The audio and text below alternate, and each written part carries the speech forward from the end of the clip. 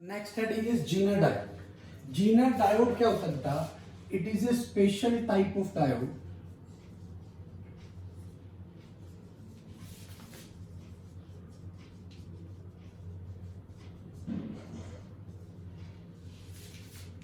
which is used to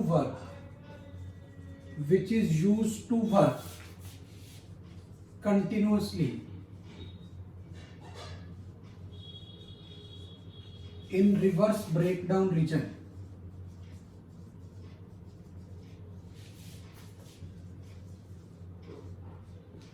without getting damaged.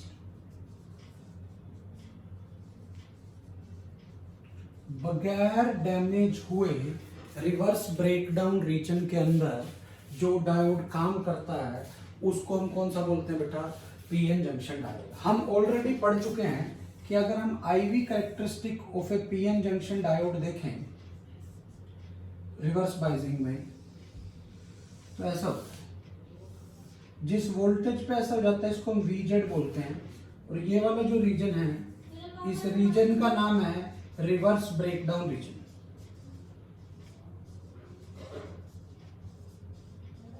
इस reason का नाम है रिवर्स ब्रेकडाउन रीजन। कौन सा रीजन है बेटा? Reverse breakdown region. एक zener diode reverse breakdown region में काम करता है विदाउट गेटिंग डैमेज। ठीक है, अब it is fabricated by doping high. It is fabricated by highly doped both P and N side of the junction. Both P and N side of the junction. अब बेटा एक बात तो clear है, अगर मैंने हैवीली डोप्ड कर दिया तो इसका मतलब है डिप्लीशन लेयर थिन आएगी। डिप्लीशन लेयर कैसी आएगी बेटा? थिन आएगी। इसको हम कैसे बनाते हैं विदाउट गेटिंग डैमेज? ये क्या करता रहे बेटा? Without getting damage reverse breakdown region में काम करे। रिवर्स ब्रेकडाउन रीजन क्या होता है? जब वोल्टेज एक पर्टिकुलर वोल्टेज से ज्यादा करने की कोशिश करते हैं तो वोल्टेज सेम रह जाती है, सारे बॉन्ड्स एकदम से ब्रेक कर जाते हैं और करंट एब्रप्टली बढ़ जाता है। ठीक है, ये जीनर डायोड कैसे बनता है? दोनों साइड पी और एन साइड दोनों की हैवीली डोपिंग कर दूं। हैवीली डोपिंग करने का मतलब है जब डोपिंग बढ़ाते हैं तो डिप्लीशन लेयर थिन हो जाती है, इसमें बॉन्ड्स टूटते होते हैं जीनर ब्रेकडाउन में, ये ध्यान रखना है। क्लियर है?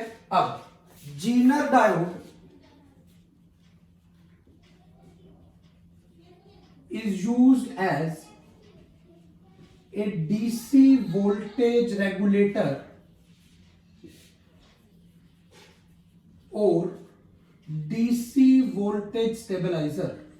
ये वोल्टेज को स्टेबलाइज करने के काम आता है या वोल्टेज को रेगुलेट करने के काम आता है। इरेगुलर पावर सप्लाई को रेगुलर पावर सप्लाई बनानी हो डीसी वाले को तो हम कौन से डायोड का यूज करेंगे बेटा? जीनर डायोड का यूज करते हैं। अगले पॉइंट पे अगर आ जाऊं, the forward characteristics of Zener diode, the forward characteristics of Zener diode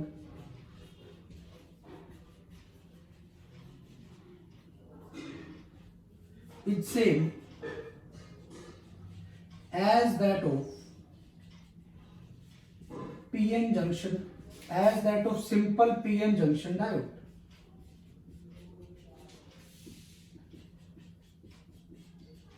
zener diode की forward characteristic simple PN junction diode जैसी ही होती है, ये आपको बेटा ध्यान में रखना है। अभी जो हमने देखा कि एक डायोड की एक ब्रेकडाउन वोल्टेज है वीजेड, तो VZ of a diode that is zener voltage और breakdown voltage can be changed by changing the doping concentration. In short बात यह आ गई कि अगर मैं अलग अलग टाइप के जीनर डायोड बना दूं जिनकी डोपिंग अलग अलग रखी हुई है, कि हाई एक की उससे आई एक की उससे आई, तो उनकी जीनर वोल्टेज भी क्या होगी? अलग अलग होगी। जीनर डायोड का जो सिंबल होता है वो ये होता है, ये जीनर डायोड का आपका सिंबल है, ये आपका जीनर डायोड का सिंबल है जो आपको ध्यान रखना है। ये P हो गया, ये N हो गया, ये जीनर डायोड का सिंबल है जो आपको पता होना चाहिए। ये P N, इसमें ये लाइन ऐसे लग जाती है। अब डीसी वोल्टेज रेगुलेटर का ये कैसे काम करता है? ये आ गया Zener diode as voltage regulator. ये अब हमें देखना है कि ये वोल्टेज रेगुलेटर का काम कैसे करता है। तो बड़े ध्यान से समझना इसको कि ये मेरे पास एक रेजिस्टेंस है सीरीज में, आरएस रेजिस्टेंस रख दिया। यहां पर मुझे डायोड बनाना है। मैंने कहा ये रिवर्स ब्रेकडाउन रीजन में काम कराना है, तो ये रिवर्स बाइसिंग में काम होना चाहिए। ठीक है, यहां पर हम एक और रेजिस्टेंस रखेंगे जिसका नाम होगा लोड रेजिस्टेंस, इसको हम आर एल बोल देंगे। क्लियर है। और यहां पर ये जो आएगी ये आएगी बेटा आपकी आउटपुट, जिसको आप बोलोगे रेगुलेटेड आउटपुट।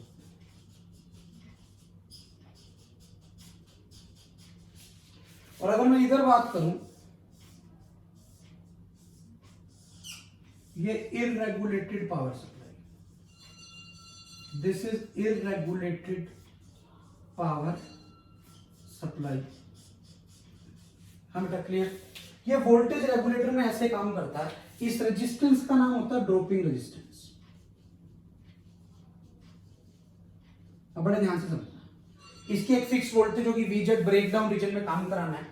मान लो सपोज इसकी ब्रेकडाउन वोल्टेज है 30 वोल्ट, वीजेड 30 वोल्ट है। यहां पे आ रहा है सपोज 100 वोल्ट। एग्जांपल ले रहा हूं मैं कि ये 100 वोल्ट आ रहा है, यहां 30 वोल्ट है।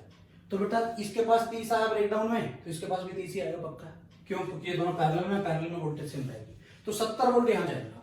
मतलब यहां पे जो करंट जाएगा वो आईएस होगा, आई नाम देते हैं उसका। अब वो आई इधर गया, इधर डायोड के पास करंट गया आई जेड, तो इधर कुछ चला जाएगा आई एल नाम रख दिया, जिसका नाम आई एल लोड रेजिस्टेंस। अगर इधर वी जेड वोल्टेज आई तो अंडरस्टूड है यहां भी वी जेड आएगी। बोलो बेटा, ये जो वोल्टेज है इसका नाम मैंने वी इनपुट रखा है, इररेगुलेटेड पावर सप्लाई। अब एक बात सोचो, 100 वोल्ट अगर ये आई, यहां 30 आई, तो 70 इसके पास आया, इसके हिसाब से 70 बाय आर एस का करंट आ गया। अगर ये 200 आती, 30 इसके पास आती, इसके पास 170 आती, करंट यहां बढ़ गया होता। ये 150 आती तो यहाँ 120 आती, करंट यहां और चेंज हो गया होता। मतलब बार बार input power supply, irregulated power supply change होने की वजह से इधर वोल्टेज पे कोई फर्क नहीं पड़ रहा। क्यों? जो हमने ग्राफ पढ़ा था उस ग्राफ के अकॉर्डिंग वोल्टेज तो बेटा सेम रहती है और करंट क्या कर रहा है, चेंज हो रहा है। इसलिए इसके पास करंट चेंज हो सकता है बट वोल्टेज चेंज नहीं हो सकती। अब एक टर्म तो ये आ गई, I is equal to I Z plus I L. I Z is the current through zener diode, I L is the current through load resistance. KCL लगा के किरचॉफ करंट लॉ के अकॉर्डिंग मैंने ये लिख दिया यहाँ पे। यहां से आप देखो वी जेड फिक्स है, आर एल फिक्स है, तो बेटा I L will not change with time, will not change with we input. अगर मैं इनपुट वोल्टेज चेंज कर दूं तो इस पे कोई फर्क नहीं पड़ेगा। इनपुट वोल्टेज चेंज करने से ये वाली वोल्टेज सेम रह रही है, मतलब Vz will not change with V input. पर यहां वाली वोल्टेज चेंज हो रही है, उसकी वजह से करंट चेंज हो रहा है। करंट चेंज हो गया, I चेंज हो गया, IL चेंज नहीं हुआ तो IZ भी चेंज होगा। IZ will change, IZ will change with V input. IZ भी चेंज होगा और I भी चेंज होगा। ध्यान रखना है ये दोनों करंट V इनपुट के साथ चेंज होंगे। दूसरी चीज, मेरे को जो हमेशा V आउटपुट मिल रही है इस केस में VZ मिल रही है। V आउटपुट कितनी मिल रही है, VZ। ये सब मैंने तभी बताया जब ये वाली वोल्टेज इससे ज्यादा है, तभी तो इसका ब्रेकडाउन रीजन में काम आएगा। ये 30 वोल्ट से ज्यादा होनी चाहिए, 30 से कम होगी तो फिर किसी और तरीके से काम करेगा। मान लो ये 20 है तो बेटा अभी ये ब्रेकडाउन में पहुंचा ही नहीं, अभी ये ब्रेकडाउन में नहीं पहुंचा, तो यहां वोल्टेज 30 नहीं मिलेगी, 30 से कम ही मिलेगी, कुछ और ही मिलेगी।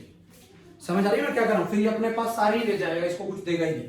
जब ब्रेकडाउन में पहुंच जाएगा तब इसके पास कुछ वोल्टेज आएगी। समझ में आ रहा है मैं क्या कह रहा हूं? ये जीनर डायोड में ये चीज आपको ध्यान रखनी है। इसमें एक पॉइंट और होता है, कई बार आपको क्वेश्चन में आई जेड दिया नहीं होता या कुछ रिलेशन नहीं दिया होता। जब कुछ ना दिया हुआ हो तो आई जेड को आपको 5 टाइम आई एल लेना है अप्रोक्सीमेटली। एक आधा टाइप का ऐसा न्यूमेरिकल बनता है जिसमें मुश्किल होती है, तो आपको ऐसे निकालना है। कभी आई एल निकालना पड़ जाए क्वेश्चन में, आई एल निकालने का मतलब यहाँ वी जेड और आर एल है, आई एल फिक्स है बेटा V Z by R L, ये भी आपको पता होना चाहिए। ये है zener diode as voltage regulator. Zener diode इस तरह से वोल्टेज रेगुलेटर का काम कर रहा है। अगर मैं इसके लिए V आउटपुट और V इनपुट में ग्राफ बनाऊं, जीनर डायोड के लिए आउटपुट वोल्टेज और आउटपुट इनपुट वोल्टेज में ग्राफ बनाऊं, देखना बड़े ध्यान से कैसा ग्राफ बनता है। ये ऐसा बनेगा यहां तक और फिर एकदम से कांस्टेंट हो जाएगा। क्यों? मैंने आपको बताया जैसे ही वो रिवर्स ब्रेकडाउन रीजन में वैल्यू पहुंच जाएगी, आउटपुट वोल्टेज फिक्स हो जाएगी Vz के इक्वल। तो ये V इनपुट Vz से थोड़ी सी ज्यादा होनी चाहिए, तभी ऐसा बनेगा। ये इनपुट और आउटपुट के लिए में ग्राफ है जीनर डायोड के लिए। This is all about Zener diode. ये आपको समझ में आना चाहिए। इस पे बेस अब हम क्वेश्चंस करते हैं। अब हम दो क्वेश्चंस देख रहे हैं बेटा जीनर डायोड पे बेस। पहला क्वेश्चन है, in a zener regulated power supply a zener diode with Vz equal to 5 volt is used for regulations. The load current is to be 2 milliampere and unregulated या irregulated input is 10 volt. What should be the value of series resistance? तो बेटा question का solution अभी हमने जो circuit diagram देखा था वो ऐसा ही कुछ सर्किट डायग्राम है। यहां दोबारा बना लेता हूं। ये 10 वोल्ट है, ये सीरीज वाला रेजिस्टेंस मुझे बताना है।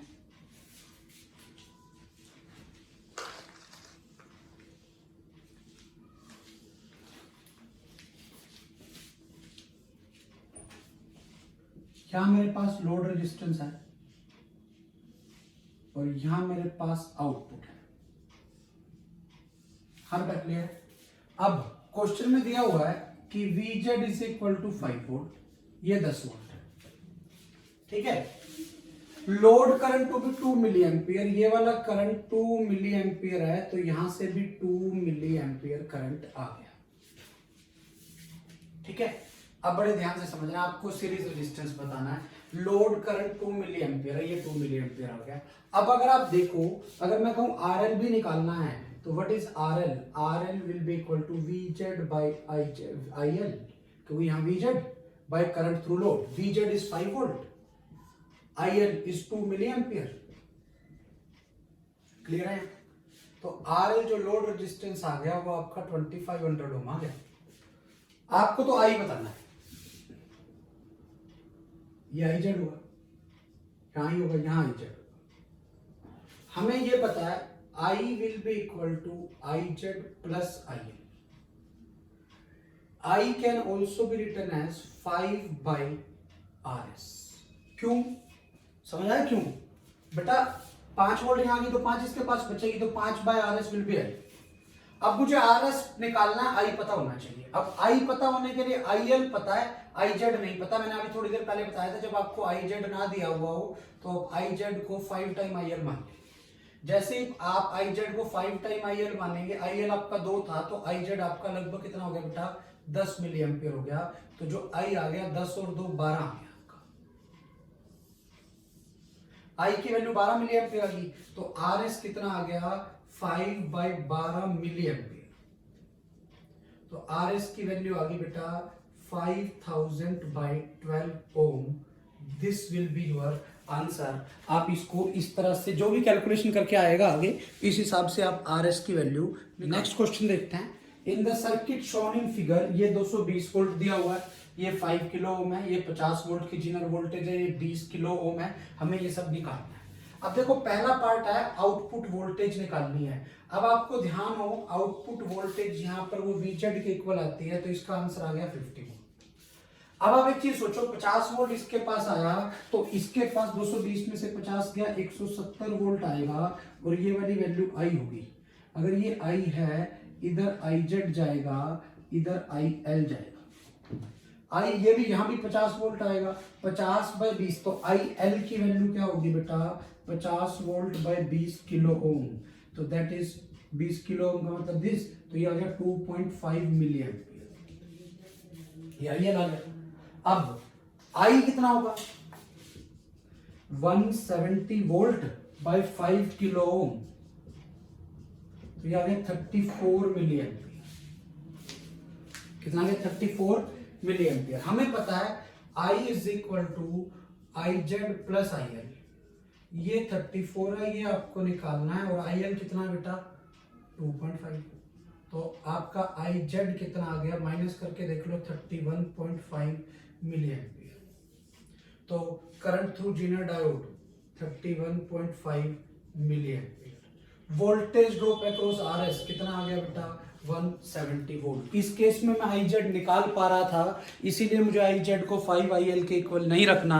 वो जिस केस में हम नहीं निकाल पाए वहां पर हमें आई जेड को किसके इक्वल रखना होता है बेटा, 5 टाइम्स IL के नियरली इक्वल रखना होता है। These two questions are based on the zener diode. Zener diode important topic है।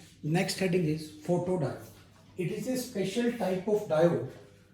It is a special type of diode which is designed by using a photosensitive material, and it works in reverse bias mode when light of suitable energy is incident on it.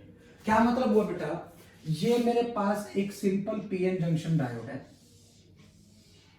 ये P, ये इस PN junction diode पे ये हमारी depletion layer है। ये हमारी कौन सी लेयर बेटा, डिप्लीशन लेयर। इस डिप्लीशन लेयर पे एक फोटोसेंसिटिव मटेरियल, फोटोसेंसिटिव मटेरियल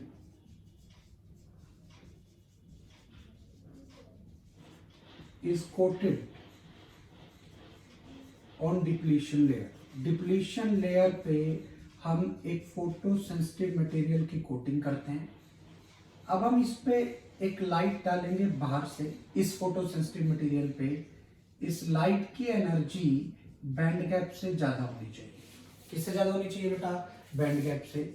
इसको रिवर्स बायस में काम कराया जाता है। वोल्टेज ब्रेकडाउन वोल्टेज से कम रखनी है, क्योंकि अगर वोल्टेज ब्रेकडाउन वोल्टेज से ज्यादा हुई तो डायोड का ब्रेकडाउन हो जाएगा।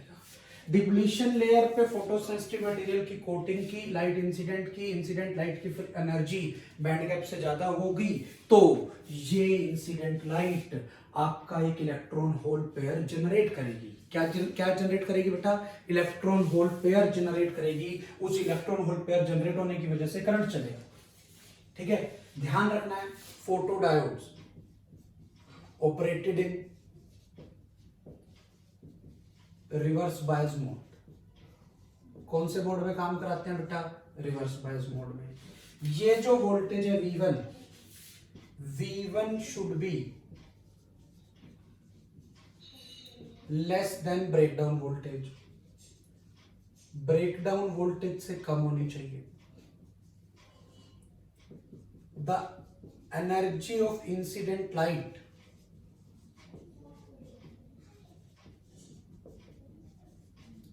should be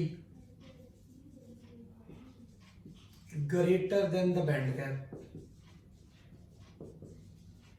बैंड गैप से ज्यादा होनी चाहिए, then only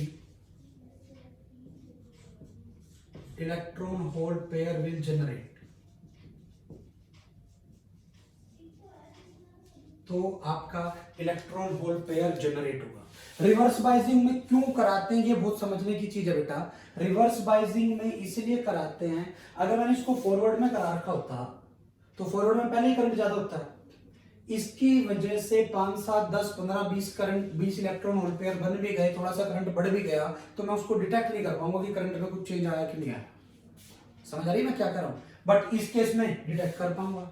और ये किस पर डिपेंड करेगा, फोटोन आ रहा है तो नंबर ऑफ फोटोन, जितने ज्यादा नंबर ऑफ फोटोन्स होंगे, more the number of incident photons पर second,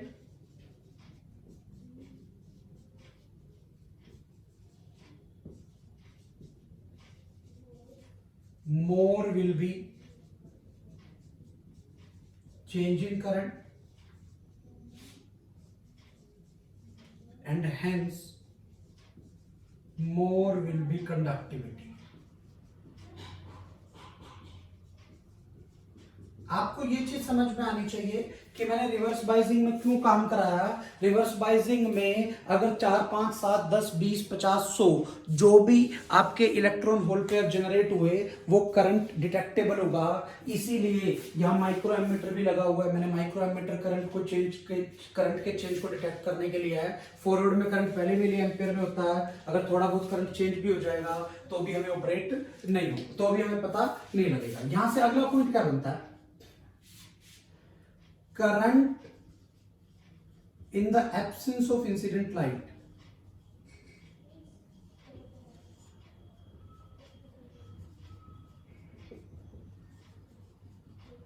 is called dark current। बेटा अगर मैं लाइट ना भी डालूं तो भी कुछ ना कुछ करंट चलेगा, क्योंकि रिवर्स बायस है। रिवर्स बायस में कुछ ना कुछ करंट तो चलता ही है। अगर रिवर्स बायस में कुछ ना कुछ करंट चलेगा तो उसको हम क्या बोलेंगे, डार्क करंट। मैं कह रहा हूं एनर्जी पे डिपेंड नहीं करेगा, एनर्जी से कोई फर्क नहीं पड़ेगा कि एनर्जी बैंड गैप से ज्यादा होनी चाहिए, पर उससे ज्यादा कितनी भी, उससे फर्क नहीं पड़ेगा करंट कितना है। करंट का change number of photons per second पे डिपेंड करेगा। किस पे डिपेंड करेगा, number of photons per second पे। This is the symbol of photo diode. Photo diode का ये सिंबल है। इसमें बेटा 3 प्रोसेस होती है फोटो डायोड में, आपको पता होना चाहिए। First one is generation. पहले जनरेशन ऑफ इलेक्ट्रॉन होल होते हैं, फिर उनका सेपरेशन हो जाता है, और फिर वो कलेक्शन आता है। कलेक्शन का मतलब है जैसे बैटरी का पॉजिटिव टर्मिनल कलेक्ट कर रहा है तो करंट चेंज हो रहा है, ठीक है। इसमें अगर मैं आईवी कैरेक्टरिस्टिक बनाऊं, अगर मैं आईवी कैरेक्टरिस्टिक बनाऊं फोटो डायोड के, तो रिवर्स वाले बनेंगे। इस करंट का नाम मैंने डार्क करंट रख दिया। डार्क करंट क्यों, in the absence of incident light we will get some current, that current is called dark current. अब अगर मैं इंटेंसिटी बढ़ा दूं तो एक ये होगा, एक ये होगा, एक ये होगा। ये L1 इंटेंसिटी पे, L2 पे, L3 पे, और आपको पता होना चाहिए L3 is greater than L2 is greater than L1। Intensity बढ़ाने पर करंट की वैल्यू बढ़ती जा रही है, ठीक है। और यहाँ पर इंटेंसिटी का मतलब एनर्जी से नहीं है, मैंने आपको पहले भी बोला था। यहाँ पर इंटेंसिटी का मतलब है number of photons per unit area per second into energy of one photon. तो जो हम फोटो इलेक्ट्रिक इफेक्ट के अंदर इंटेंसिटी का कंसेप्ट पढ़ते हैं, पार्टिकल नेचर वाला, वही चीज यहाँ पर है। जितनी ज्यादा इंटेंसिटी होगी करंट उतना ज्यादा हो जाएगा। इधर करंट माइक्रो एम्पियर में है, और वोल्टेज मैंने आपको पहले ही बताया, हमने ये वोल्टेज ब्रेकडाउन वोल्टेज से कम रखी है। ऐसे ही अगर मैं इंसिडेंट लाइट को डाल रहा हूं, ठीक है, नंबर ऑफ फोटॉन्स बढ़ते जा रहे हैं, करंट और टाइम में ग्राफ बनाऊं, तो बेटा शुरू में तो थोड़ा बहुत करंट चल रहा है, ठीक है, ये माइक्रो एम्पियर में है, थोड़ा बहुत करंट चल रहा है, टाइम के साथ बात कर रहा हूं, तो इस करंट का नाम हो गया डार्क करंट। जैसे ही मैंने लाइट डालनी शुरू की, करंट बढ़ना शुरू हो गया, और एक टाइम पे करंट सैचुरेट हो जाएगा। इस करंट का नाम डार्क करंट, इस करंट का नाम ब्राइट करंट। ब्राइट क्यों बताऊंगा अभी। और यहां पर मैंने लाइट की इंटेंसिटी बढ़ाई है, मतलब नंबर ऑफ फोटॉन्स बढ़ाता रहूं, तो जितने इलेक्ट्रॉन होल पेयर जनरेट हो रहे हैं, अगर सारे बॉन्ड्स टूट के सारे उसी हिसाब से सब सारे के सारे को दूसरे वाला कलेक्ट कर ले, तो सबसे ज्यादा करंट होगा, सैचुरेट हो जाएगा करंट, उसको बोलेंगे ब्राइट करंट। ये रीजन वो रीजन है जहां पर मैंने लाइट डाल ली है, यहां पर करंट सैचुरेट हो गया। इसके बाद तो लाइट डल ही रही है बेटा, ध्यान से समझना है। ये ग्राफ ज्यादा इंपॉर्टेंट नहीं है, ये वाला ग्राफ आपको पता होना चाहिए। This is all about photo diode. Next topic is light emitting diode, ठीक है, नाम से ही पता लग रहा है ये लाइट को एमिट करेंगे। अब बात आती है लाइट को एमिट कब करेंगे। मान लो ये मेरे पास एक वैलेंस बैंड है, ठीक है, यहां पर एक कंडक्शन बैंड है। अगर कंडक्शन बैंड से एक इलेक्ट्रॉन वापस वैलेंस बैंड के होल को भरने के लिए वापस आ जाए, तो ये एनर्जी छोड़ेगा जो बैंड गैप के इक्वल होगी। ये यहां से एनर्जी छोड़ेगा जो बैंड गैप या बैंड गैप के इक्वल या उससे बड़ी होगी। डिपेंड करता है गैप लेवल्स का क्या है। मतलब लाइट एमिट कब हो रही है, जब कंडक्शन बैंड से एक इलेक्ट्रॉन वैलेंस बैंड में वापिस आ जाए, ठीक है, और होल को भरने के लिए तभी हो रही है। अब वापिस आने के लिए इसको कुछ ना कुछ तो करंट देना पड़ेगा, और वो होगा फॉरवर्ड बाइजिंग में। तो ध्यान रखना है, पहली बात, एलईडी लाइट एमिटिंग डायोड का ये सिंबल होता है, ये लाइट को एमिट करेगा। फोटो डायोड में लाइट का क्या हो रही थी बेटा, डाल रहे थे, ये लाइट को एमिट करेगा, ये इसका सिंबल है। ठीक है, अब यहां से LED are operated in forward bias mode.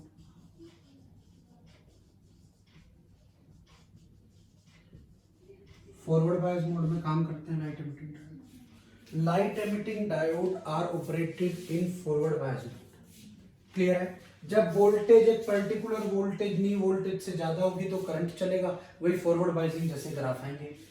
LED में हाई डोपिंग, हैवीली डोप करके एलईडी को बनाया जाता है। बेटा देखो ध्यान से, कुछ चीजें मैं आपको बता दूं। कौन सा डायोड रिवर्स बायस में काम करता है, फोटो डायोड। कौन सा डायोड रिवर्स ब्रेकडाउन रीजन में काम करता है, जीना डायोड। कौन सा डायोड फॉरवर्ड रीजन में काम, फॉरवर्ड बायसिंग मोड में ऑपरेट किया जाता है, लाइट एमिटिंग डायोड। हाँ बेटा क्लियर है? इसमें होता क्या है, जो मेरे पास ये जैसे ये डायोड है, अगर मैं इसको ऐसे समझूं, इस डायोड में एक लेग छोटी होती है और एक लेग बड़ी होती है। जो लेग छोटी होती है उसको एन बोलते हैं, जो लेग बड़ी होती है उसको पी बोलते हैं। आप पहले जो चार्जर आते थे उसमें एक बल्ब लगा होता था जो बल्ब ग्लो करता था, वो एलईडी बल्ब होता है, उसकी एक लेग छोटी होती है, एक लेग बड़ी होती है, एक एन हो गया, एक पी हो गया। पी को पॉजिटिव से, एन को नेगेटिव से कनेक्ट करूंगा तो ही फॉरवर्ड बायसिंग होगी। अब एलईडी बनाने के लिए मेरे को जो वेवलेंथ चाहिए वो वेवलेंथ विजिबल रीजन में होनी चाहिए, और विजिबल रीजन की वेवलेंथ 4000 एंगस्ट्रॉम टू 7000 एंगस्ट्रॉम हम बोल के चलते हैं, लगभग इतनी होती है। अब लैम्डा क्या होगा बेटा, hc/g, तो ये आएगा 4000 एंगस्ट्रॉम से 7000 एंगस्ट्रॉम के बीच में। तो जब आप यहां से कैलकुलेशन करके ईजी बनाते हो, वो आता है 1.8 इलेक्ट्रॉन वोल्ट से 3.1 इलेक्ट्रॉन वोल्ट के बीच में। ये एलईडी बनाने के लिए आपको बैंड गैप चाहिए, इतना बैंड गैप होगा तो ही हमें जो उस एलईडी से लाइट निकलेगी वो दिखाई देगी। अब आप देखो, सिलिकॉन को नहीं बना सकता, जर्मेनियम का नहीं बना सकता, गैलियम आर्सेनाइड का नहीं बना सकता। इसका लगभग 1.48 होता है, 1.5 इलेक्ट्रॉन वोल्ट। इनका मैं आपको ऑलरेडी बता चुका हूँ, इसका 1.2, इसका 0.7। ठीक है, ये इनका नहीं बना सकता। अगर मैं इनका एलईडी बनाऊं तो वो इंफ्रारेड रीजन में लाइट आएगी। क्यों? क्योंकि बैंड गैप कम है तो वेवलेंथ ज्यादा होगी, वेवलेंथ विजिबल से ज्यादा होगी तो इंफ्रारेड में आएगी, तो लाइट दिखेगी नहीं, बस डायोड गरम गरम हो जाएगा। इसलिए इसको बनाने के लिए हमें स्पेशल टाइप के डायोड्स यूज करने पड़ते हैं, वो होते हैं गैलियम इंडियम फास्फाइड। इस तरह के मटेरियल का यूज करना पड़ता है एलईडी बनाने के लिए, डायोड मटेरियल का यूज करना पड़ता है, गैलियम इंडियम फास्फाइड। जैसे मैं कह दूं बैंड गैप ऑफ, मुझे गैलियम इंडियम फास्फाइड निकालना हो, बेटा इन दोनों नंबर का सम ना बनाना चाहिए, तो इसका मतलब होता है 0.6 times band gap of gallium indium plus 0.4 time band gap of gallium phosphide. ये आपको बेटा समझ में आना चाहिए कि इस बैंड गैप के मटेरियल से ही, इस बैंड गैप के मटेरियल से जितने जो इस रेंज में आ रहा है मैं एलईडी बना सकता हूं, तभी वो मुझे विजिबल रीजन में दिखाई देगा। और आपको ये क्लियरली समझ में होना चाहिए कि एलईडी का क्या कंसेप्ट है। Next is IV characteristic for LED. ये वाला ग्राफ बेटा जेई मेन में आया हुआ है, आपको याद होना चाहिए। IV कैरेक्टरिस्टिक अगर बनाऊं, हमने पढ़ा है कि एलईडी फॉरवर्ड बायसिंग में काम करता है, तो फॉरवर्ड बायसिंग वाला ही ग्राफ होगा। फॉरवर्ड बायसिंग में IV ग्राफ ऐसा आता है, आपको ध्यान रखो। बट इसमें ना एक बिल्कुल सेम फॉरवर्ड बायसिंग जैसा ग्राफ है, बट एक पॉइंट होता है ध्यान रखना है कि जो बैंड गैप है वो चेंजेस स्लाइटली विद कलर। अलग अलग कलर के लिए एक डायोड का बैंड गैप अलग अलग होता है, तो इसलिए किसी की न्यू वोल्टेज यहाँ है, किसी की थोड़ी और आ गई, किसी की थोड़ी और आ गई, किसी की थोड़ी और आ गई। इसीलिए ये जो अलग अलग कलर के लिए ग्राफ ऐसा है। ये कलर्स के साथ आपको याद रखना है, इधर व्हाइट कलर है, फिर विबग्योर ऐसे बनता है बेटा, और लास्ट में रेड के बाद इंफ्रारेड आ जाता है, ये ध्यान रखना। ठीक है, उसके बाद the colour of the light emitted by given LED depends on it's band gap energy, वो मैं आपको पहले अभी बता ही चुका हूं। अगला पॉइंट है, एक तो बेटा कलर डिपेंड करता है एलईडी में, दूसरा इंटेंसिटी ऑफ एमिटेड लाइट की, लाइट कितनी ज्यादा इंटेंसिटी की निकल रही है वो डिपेंड करती है। वो किससे डिटरमाइन की जाती है? Forward current conducted by the junction. ज्यादा करंट होगा तो ज्यादा करंट होगा, तो ज्यादा इंटेंसिटी होगी। क्यों? ज्यादा करंट होगा तो इसका मतलब ज्यादा number of electrons conduction electron valence band में आ रहे हैं। अगर ज्यादा नंबर ऑफ इलेक्ट्रॉन आ रहे हैं तो ज्यादा फोटोन निकल रहे हैं, क्योंकि एक इलेक्ट्रॉन आएगा तो एक फोटोन निकलेगा। ज्यादा फोटोन निकलेंगे तो इंटेंसिटी ज्यादा होगी। एलईडी के अंदर एक चीज और ध्यान रखनी है, this is the spontaneous emission. Spontaneous emission है, अपने आप एमिशन हो रहा है वापस आने की वजह से। दो टाइप का एमिशन होता है, एक स्टिमुलेटेड एमिशन, एक स्पॉन्टेनियस एमिशन। स्पॉन्टेनियस जो अपने आप होता है, स्टिमुलेटेड जो एक एक्स्ट्रा फोटोन डाल के किया जाता है। इस केस में मैंने एक्स्ट्रा फोटोन नहीं डाला, तो एलईडी में जो लाइट निकलती है कंटिन्यूअसली निकलती है, ठीक है, वो स्पॉन्टेनियस एमिशन की वजह से निकलती है। अगला पॉइंट आपको जो ध्यान रखना है, एलईडी में मैंने जो बनाया था, एक छोटी लेग होती है, एक बड़ी लेग होती है। छोटी लेग एन होती है, बड़ी लेग क्या होती है बेटा? पी होती है। ये आपको याद रखना है। Next type of special diode is solar cell. Solar cell क्या होता है? It is a special PN junction diode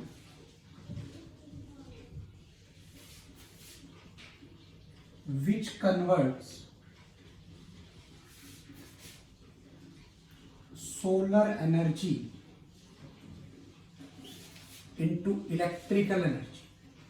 जो सोलर एनर्जी को कौन सी एनर्जी में कन्वर्ट करता है? इलेक्ट्रिकल एनर्जी में कन्वर्ट करता है। इसको सोलर सेल भी बोलते हैं और फोटोवोल्टिक सेल भी बोलते हैं, ध्यान रखना है, ठीक है। इसमें क्या होता है बेटा? इसमें it is fabricated by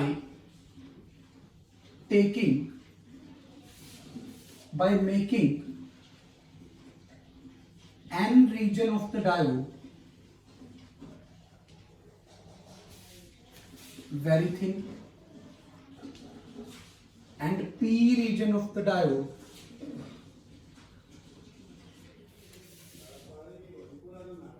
very thick। अगर मैं थिकनेस की रेशो बोलूं, thickness of P region by thickness of N region, ये लगभग टेंडिंग टू 1000 के आसपास आती है। इतनी थिकनेस का फर्क होता है, ये ध्यान रखना है। Junction surface area is kept large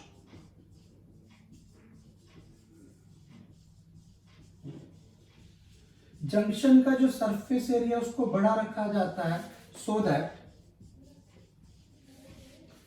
more solar energy is incident on it.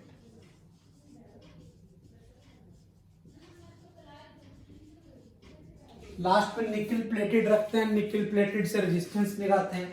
सबसे इंपॉर्टेंट चीज है, सोलर सेल अनबायस्ड मोड में काम करता है। हम अनबायस्ड मोड में भी सोलर सेल को डाल सकते हैं, सोलर सेल को यूज कर सकते हैं। और इसके लिए जो मटेरियल यूज होना चाहिए, मटेरियल यूज ऐसा होना चाहिए उसकी low cost, high absorption of solar energy हो, इजिली अवेलेबल हो। और ऐसा तब आता है जब बैंड गैप की रेंज 1 इलेक्ट्रॉन वोल्ट से 1.8 इलेक्ट्रॉन वोल्ट के बीच में हो। बैंड गैप की रेंज 1 इलेक्ट्रॉन वोल्ट से 1.8 इलेक्ट्रॉन वोल्ट के बीच में हो। इसीलिए जो प्रेफरेबल मटेरियल है सबसे ज्यादा गैलियम आर्सेनाइड, फिर सिलिकॉन। मैक्सिमम एब्जॉर्प्शन इसके लिए आता है, बैंड गैप इसके लिए 1.48 इलेक्ट्रॉन वोल्ट होता है। इस बैंड गैप पे maximum absorption of solar energy होता है। तो ये दो मटेरियल सोलर सेल बनाने के लिए सबसे ज्यादा प्रेफर किए जाते हैं। आपको ये चीजें सोलर सेल के बारे में क्लियरली पता होनी चाहिए। बेटा सोलर सेल के रिगार्डिंग कुछ पॉइंट्स हैं। जब सोलर सेल पर सोलर एनर्जी पड़ती है, when solar energy falls on the solar cells, electron hole pairs are generated in both N region and P reason.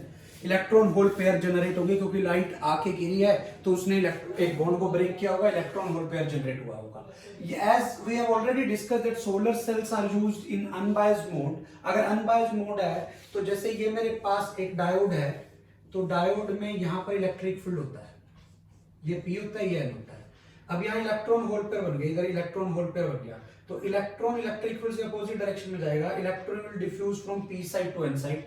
And hole will diffuse from N side to P side, जो हम पहले देख चुके हैं। तो अगला पॉइंट वही है, the electrons from P region will diffuse to the junction to N region and holes from N region will diffuse to the through the junction to P region. आप यहां से समझ सकते हो, यहाँ इलेक्ट्रॉन बनाए, इलेक्ट्रॉन होल पेयर बने, यहाँ पे इलेक्ट्रॉन भी है होल भी है, यहाँ पर भी इलेक्ट्रॉन भी है होल भी है, मान लो जंक्शन के पास। तो बेटा इलेक्ट्रॉन इधर चला जाएगा, इलेक्ट्रिक फील्ड से अपोजिट डायरेक्शन में इधर चला जाएगा ये इलेक्ट्रॉन, और होल इधर चला जाएगा, इलेक्ट्रिक फील्ड की direction, positive charge electric field की डायरेक्शन में जाएगा। इसलिए मैंने बोला था electrons from P region will diffuse through the junction to N region and holes from N region will diffuse to the junction to P region. किस वजह से? इस इलेक्ट्रिक फील्ड की वजह से, due to the electric field across the depletion layer. Thus holes and electrons get separated out। अब holes और electron अलग अलग हो गए। For better hole electron separation, और ज्यादा सेपरेशन चाहिए तो ये जंक्शन के बिल्कुल पास में बनने चाहिए। It is required that the photo emission takes place in the junction area only. अगर इसी में बने तो ये बहुत बेटर, ज्यादा इफेक्ट हमारे पास सेपरेशन का आएगा।